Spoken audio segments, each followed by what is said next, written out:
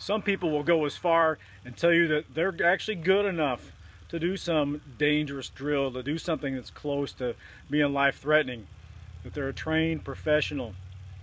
Let me tell you something. You could point a gun right at somebody's face with your finger off the trigger and probably not shoot them.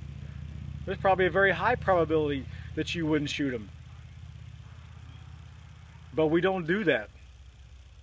All right, what we're trying to do is add layers of redundancy into the safety for our training.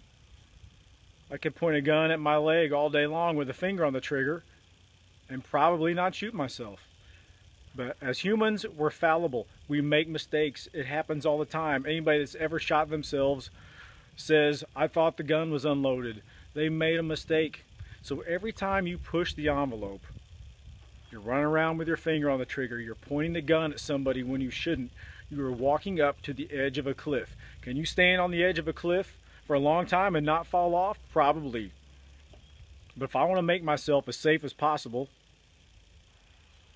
then I back away from the cliff.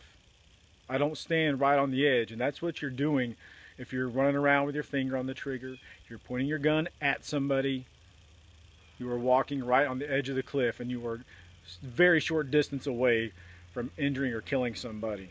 So step back a little bit, use those safety rules as redundancy that's built into your own safety protocols, and make sure you go home.